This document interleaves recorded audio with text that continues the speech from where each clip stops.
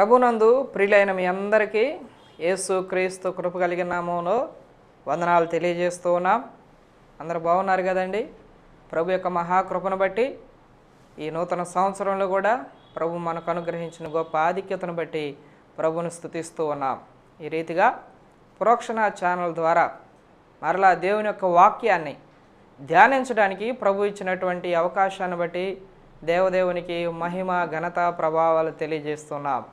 దేవుని వాక్యానికంటే ముందుగా ఒక కంఠత వాక్యాన్ని మనం విందాం. సహోదరి సుమతి గారు వచ్చి దేవుని యొక్క వాక్యాన్ని కంఠోపాఠముగా ఒక అధ్యాయం మనతో పంచుకుంటారు. ప్రోక్షణ టీవీ వీక్షిస్తున్న ప్రభువునందు ప్రియులైన వారికి యేసునామంలో వందనాలు తెలియజేస్తున్నాను. నా పేరు సుమతి. సామెతల గ్రంథం 2వ అధ్యాయం 1 నుండి 22 వచనముల వరకు చెప్పుచున్నాను.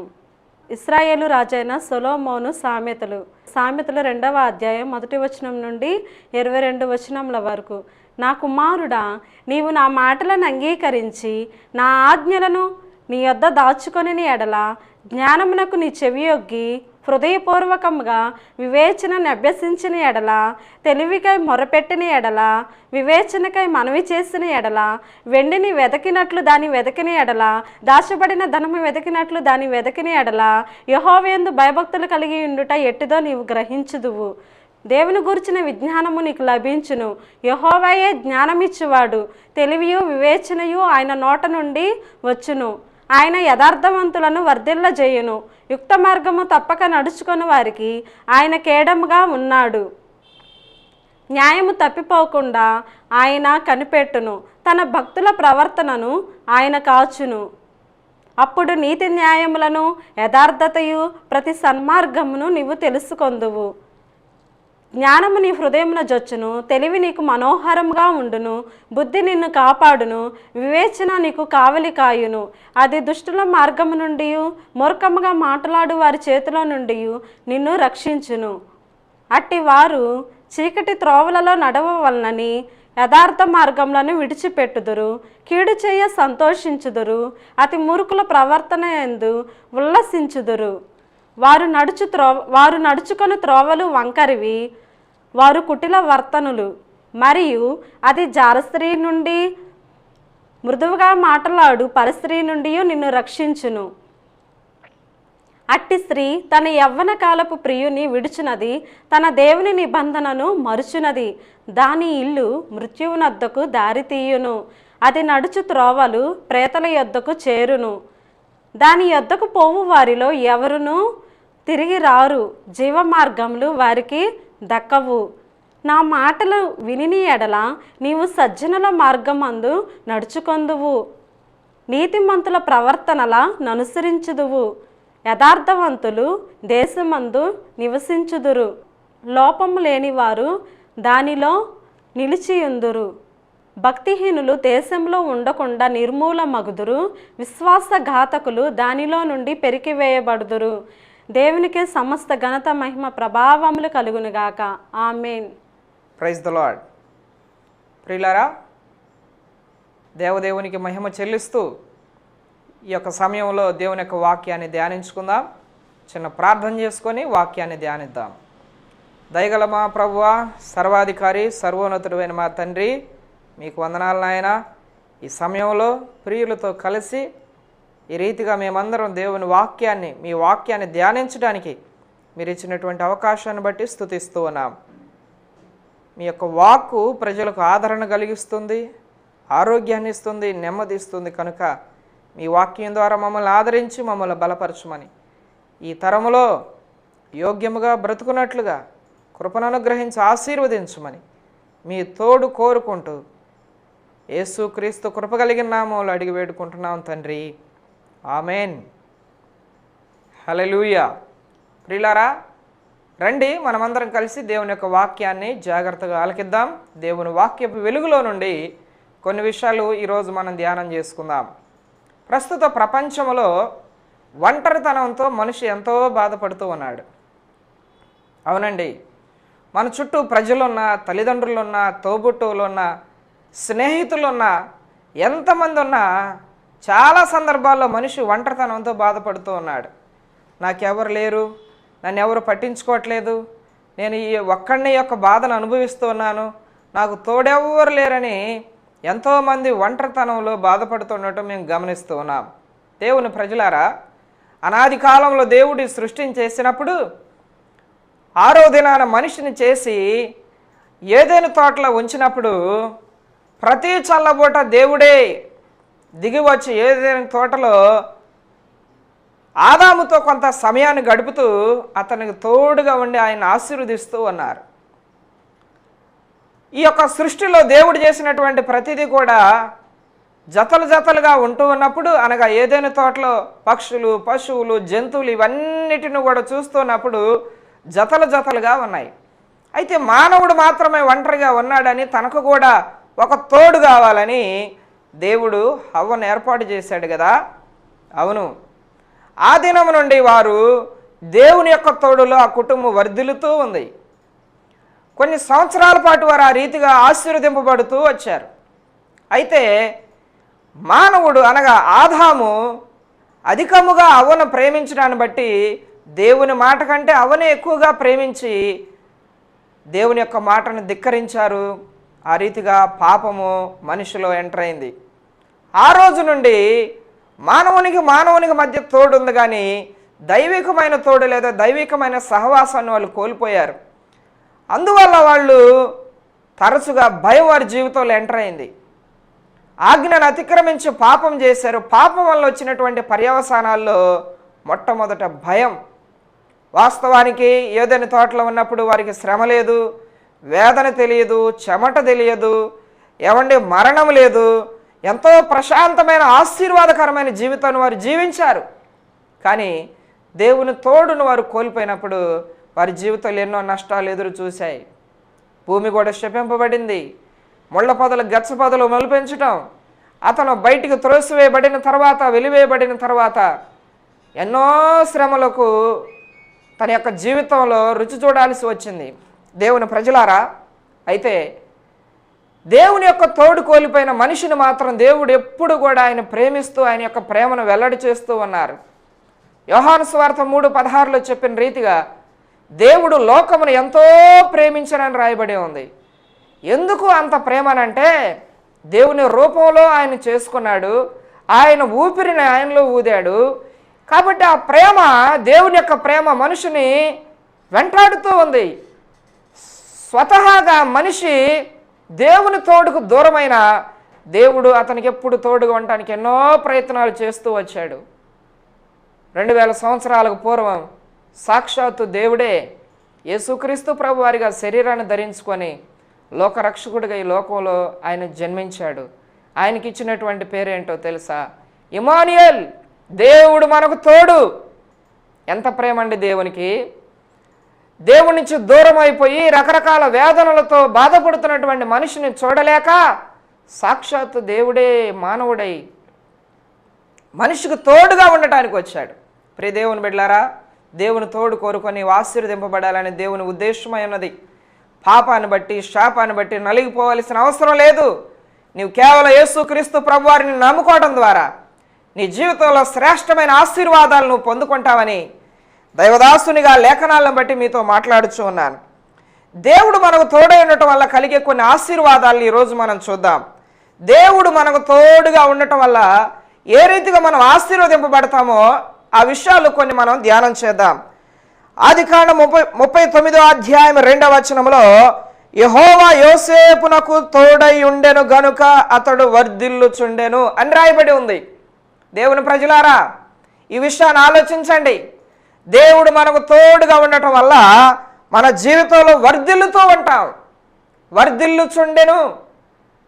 వాస్తవానికి యోసేపు బంధకాల్లో ఉన్నాడు. అనగా తండ్రి ఇంటి నుండి ఆయన బయలుదేరి అన్నలకు ఆహారం ఇవ్వడానికి వస్తే అన్నలు పగబట్టి యోసేపును బానిసత్వానికి అమ్మివేశారు. ఒక బానిసగా ఐగుప్తు దేశానికి వెళ్ళాడు.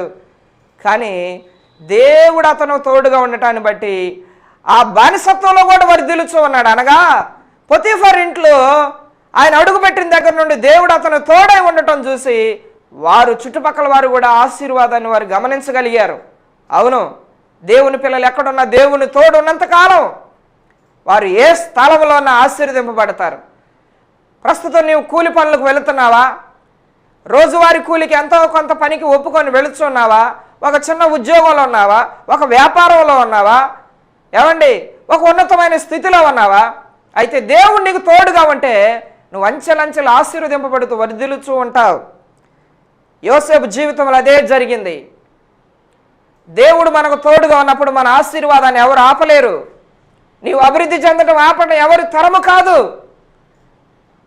అందుకే నువ్వు దేవుణ్ణి తోడు చేసుకోవాలని ప్రభు పేరట తెలియజేస్తూ ఉన్నాను. యెహోషువ గ్రంథం 6వ అధ్యాయం 27వ వచనంలో కూడా గమనిస్తే, యెహోవా యెహోషువకు తోడై ఉండెను గనక అతని కీర్తి దేశమంతటను వ్యాపించెను. దేవునికి మహిమ కలుగును గాక. మోషే నాయకత్వంలో కొన్ని సంవత్సరాల పాటు తర్ఫీదయ్యి దేవుని యొక్క మనసు ఎరిగి దేవుని చిత్తమును ఎరిగి ప్రవర్తిస్తున్నటువంటి ఒక గొప్ప నాయకుడు మోషే తర్వాత యెహోషువ. యెహోషువ టైంలోనే కనాను స్వతంత్రించుకున్నారు. కనాను ఆ దేశమంతటిని కూడా భాగాలుగా ఇశ్రాయేలు ప్రజలకు పంచి ఇచ్చిన తర్వాత ఆ యొక్క గొప్ప నాయకుడి జీవితంలో గొప్ప ఆశీర్వాదాలు మనం చూస్తూ ఉన్నాం. మోషే చనిపోయిన తర్వాత ఆ బాధ్యత యెహోషువ తీసుకున్నాడు. దేవుడే చెప్పాడు, యెహోషువ నేను నీకు తోడుగా ఉంటాను కాబట్టి నువ్వు భయపడొద్దు, ఈ ప్రజల్ని కనాను దేశానికి నడిపించు అని చెప్పినప్పుడు యెహోషువ ధైర్యంగా పనికి నడుం కట్టుకున్నాడు. దేవుని ప్రజలారా, కలిగిన ఆశీర్వాదం ఏంటి? అతని కీర్తి దేశమంతటను వ్యాపించెను.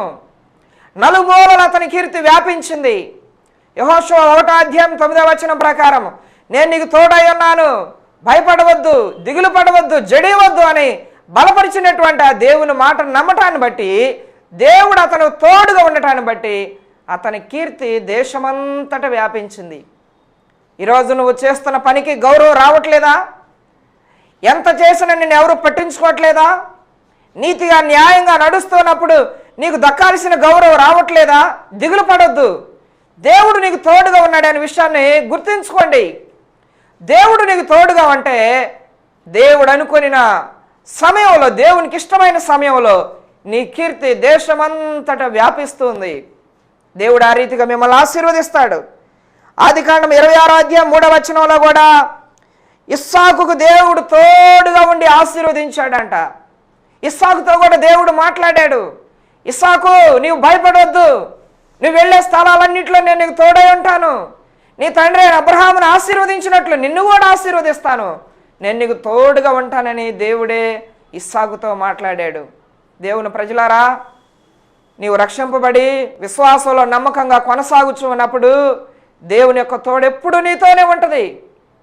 అయ్యా మేము ప్రభు నమ్ముకున్నాం, కానీ మా జీవితాల్లో ఇదిగో ఈ దారిద్ర్యం వెళ్ళట్లేదు, ఆర్థిక పరిస్థితులు మరి అల్లాడిస్తూ ఉన్నాయి, లేదా బాగా కృంగుదల చేస్తూ ఉన్నాయి. ప్రభు మాకు తోడుకున్నాడా? ప్రభు మమ్మల్ని గుర్తుంచుకున్నాడా అనే ప్రశ్నలు కొంతమంది జీవితంలో తలెత్తుతూ ఉంటాయి. ఏమండి, నిరుత్సాహపడబాకండి. దేవుడు మీకు తోడుగా ఉన్నాడు, అందుకని మీరు ప్రభు యొక్క దయలో ఉన్నారు, పరిశుద్ధతను కాపాడుకుంటూ ఉన్నారు. నీ జీవితంలో ఎన్నడూ నిరుత్సాహం రానివ్వకుండా జాగ్రత్త పడండి. తగిన కాలంలో దేవుడు మిమ్మల్ని ఆశీర్వదిస్తాడు. మీ ఆర్థిక పరిస్థితులు మరలా చక్కబడతాయి. మీ పిల్లలు సరైనటువంటి మార్గంలోనికి వస్తారు. నీ పిల్లలు పచ్చని ఒలీవ మొక్కల్లాగా ఆశీర్వదింపబడతారు. కారణం ఏంటో తెలుసా?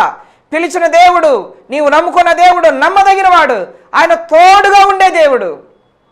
ఆయన ఎప్పుడు నీతో కూడా ఉండటానికి ఆయన ఇమ్మానుయేలుగా నీ దగ్గర ఉన్నాడు. ఆయన అవును, ప్రభు మనకు అనుగ్రహింపబడి ఇమ్మానుయేలుగా అనగా దేవుడు మనకు ఎల్లప్పుడూ తోడుగా ఉండటానికి ఆయన మనకు అనుగ్రహింపబడ్డాడు. దేవుని ప్రజలారా, దేవుని తోడు నీకు అవసరం, నాకు అవసరం, మనందరికీ అవసరం. కాబట్టి మన అనుదిన జీవితంలో దేవుణ్ణి ఎన్నడూ విడిచిపెట్టకుండా మనం జాగ్రత్త పడవలసి ఉన్నది. ఆదికాండం 21వ అధ్యాయం 17వ వచనంలో తర్వాత 20వ వచనంలో కూడా మనం గమనిస్తే ఇష్మాయేలు అనేటువంటి ఆ చిన్న బాలుడికి దేవుడు తోడై ఉండి ఆయనను ఆశీర్వదించినట్లుగా చూస్తూ ఉన్నాం. హాగరు దిక్కులేని స్థితిలో ఎడారిలో ఇటు అటు తిరుగుతూ ఉన్నప్పుడు ఆ పసిపిల్లవాడి యొక్క బాధను చూడలేక, ఏడుపును చూడలేక ఇంటివేత దూరం వెళ్ళి ఏడుస్తూ ఉన్నప్పుడు దేవుడు ఆమెను చూచాడు. దేవదూత ఆమెను పలకరించాడు. హాగరు, నువ్వెందుకు ఏడుస్తున్నావు? ఆ పిల్లవాడున్న చోట దేవుడు ఉన్నాడు, దేవుడు అతను తోడుగా ఉన్నాడు అని చెప్పి నీటి ఓటను ఆమెకు చూయించాడు. ఆ పిల్లవాడిని ఆశీర్వదించినప్పుడు దేవుడు అతను తోడే ఉండటాన్ని బట్టి ఇష్మాయేలు ఆశీర్వదింపబడ్డాడు. పిల్లవాడు కూడా అతను పెరిగి పెద్దవాడయ్యాడు. అతనిలో నుండి కూడా 12 మంది రాజులు వచ్చారు. దేవుని ప్రజలారా, హాగరు వలె దిక్కు మొక్కు లేక ఒంటరితనంలో అటు ఇటు తిరుగులాడుచున్నారా? ఏం చేయాలో అర్థం కాక ఏడుస్తూ ఉన్నారా? దారి కనబడట్లేదు, ఇంట్లో ఉన్న పిల్లల పరిస్థితులు చక్కబడట్లేదు, ఆరోగ్యం కుదుట పట్టలేదు. ఒకవేళ నీ జీవితంలో ఇలాంటి సమస్యలు ఏమైనా ఉంటే తోడుగా ఉండే దేవుడు ఈరోజు నిన్ను ఆదరించడానికి వాక్యాన్ని నీతో ప్రకటిస్తూ ఉన్నాడు. హాగరును చూచిన దేవుడు నిన్ను కూడా చూస్తాడా? నీకు తోడుగా ఉంటాడు. ప్రియులారా, ఎన్నడూ కూడా జీవితంలో కృంగుదల రానియకుండా, ఒంటరితనంతో వేధింపబడకుండా దేవుని యొక్క తోడు, దేవుని సహాయాన్ని మీరు కోరుకోవాలని ప్రభు పేరట తెలియజేస్తూ ఉన్నాను. ఆదికాండం 21వ అధ్యాయం 22వ వచనంలో అబీమెలెకు రాజు అంటున్నాడు అబ్రహాముతో, నీవు చేయు నీ పనులన్నిటిలోనూ దేవుడు నీకు తోడై ఉన్నాడు. దేవునికి మహిమ కలుగును గాక. దేవుని ప్రజలారా, దేవుడు మనకు తోడై ఉన్నప్పుడు చుట్టుపక్కల ప్రజలు కూడా మనల్ని గమనిస్తారు, అన్యజనులు గుర్తెరుగుతారు.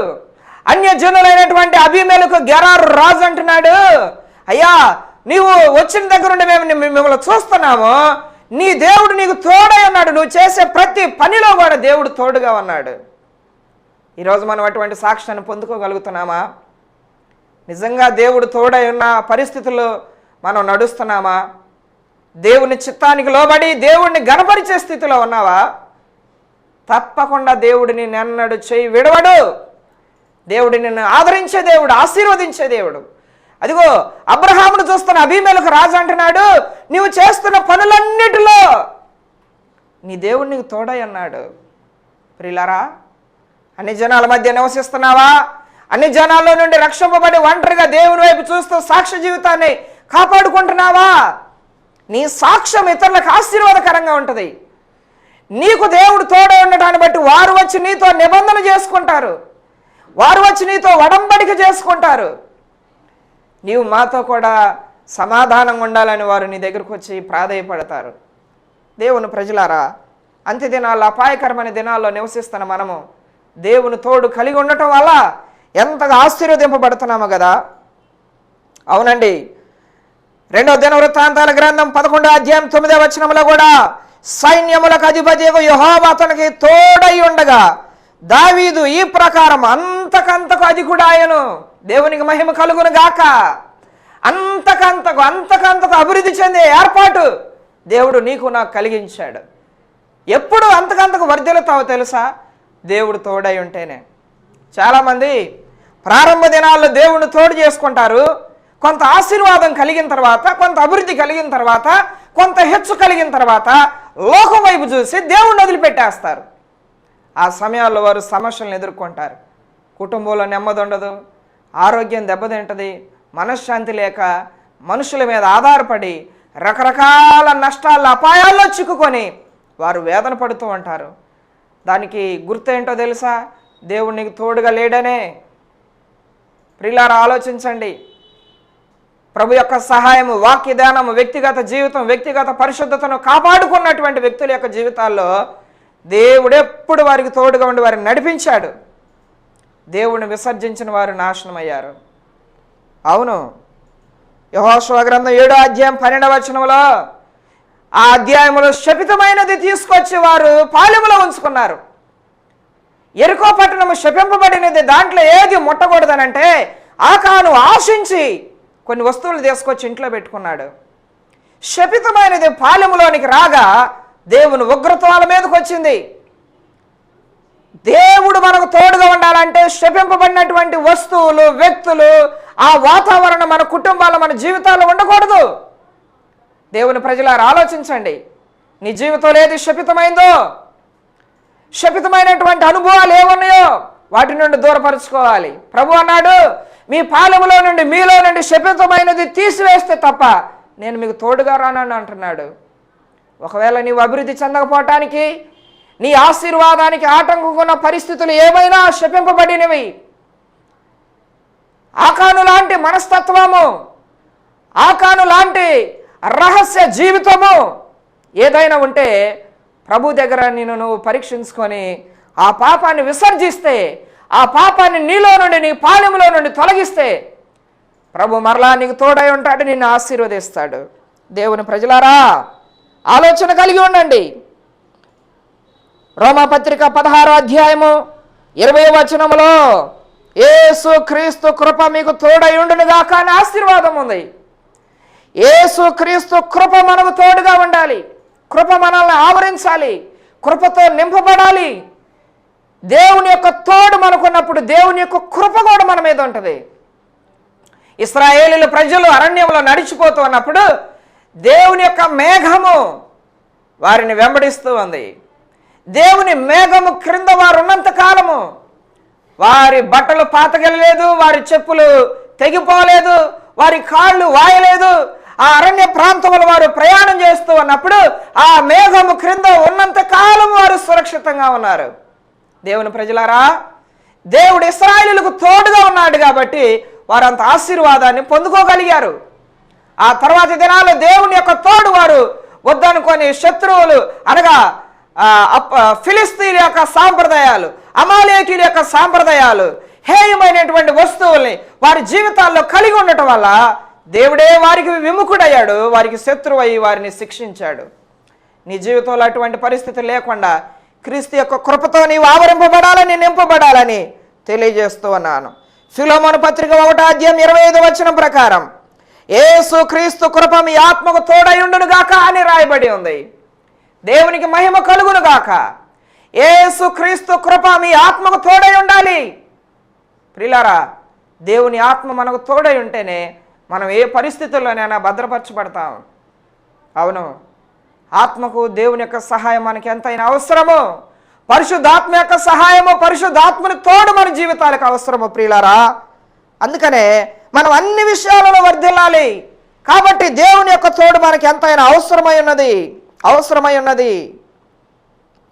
మరొక వచనాన్ని మనం చూసినట్లయితే నిర్గమకాండము 4వ అధ్యాయము 12వ వచనంలో నేను నీ నోటికి తోడై ఉండి నువ్వు ఏమి పలుకవలసినది నీకు బోధించేదను అని అంటున్నాడు.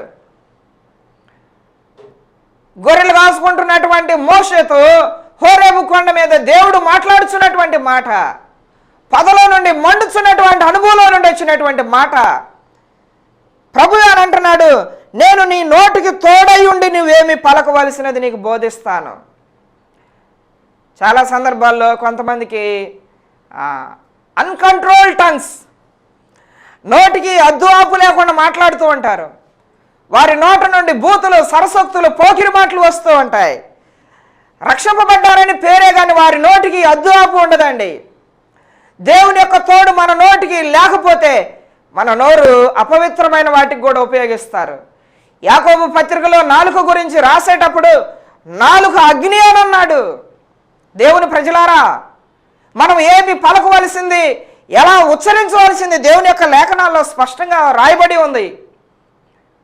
ఇక్కడ మనం చూస్తున్నటువంటి మాట ఏంటంటే, అయ్యా నేను నోటి మాంద్యం గలవాడిని, నేను రాజుతో ఎలా మాట్లాడాలంటూ ఉన్నప్పుడు దేవుడు మాట్లాడుతున్నాడు, నేను నీ నోటికి తోడై ఉంటాను, నువ్వేం పలకాల్సింది నేను నీకు బోధిస్తాను.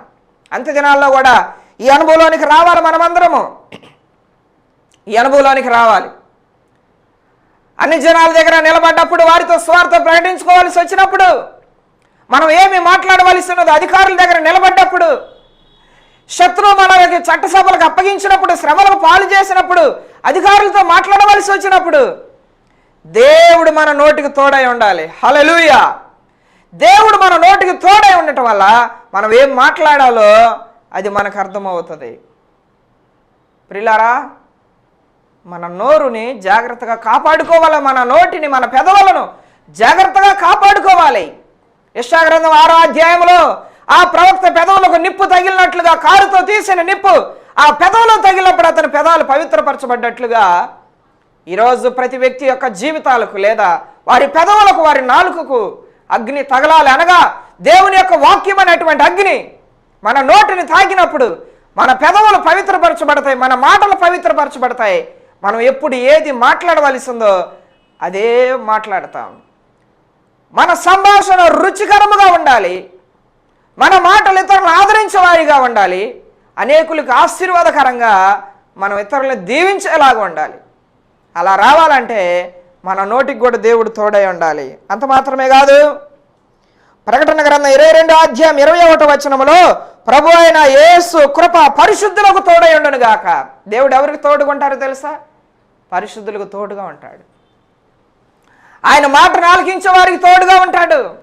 ఆయనను ఆశ్రయించే వారికి తోడుగా ఉంటాడు. కష్టకాలంలో దేవుడికి మొరపెట్టే వారికి తోడుగా ఉంటాడు.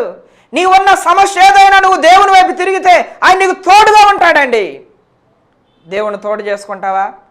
నీ పరిస్థితి ఏంటో నాకు తెలియదు, కానీ ప్రభువుకు తెలుసు. నీ జీవితాన్ని ఆదరించగలిగిన ప్రభు, నీ జీవితాన్ని మార్చగలిగిన ప్రభు, నీకు తోడయుండి నీకు వృద్ధి కలుగు చేసే దేవుడు, నిన్ను ఆశీర్వదించడానికి ఇష్టపడుతున్న దేవుడు, నిన్ను ఘనపరచడానికి ఇష్టపడుతున్న దేవుడు నీకు తోడుగా ఉండటానికి వచ్చాడు. నీవు కూడా దేవుని తోడు కోరుకుంటావా?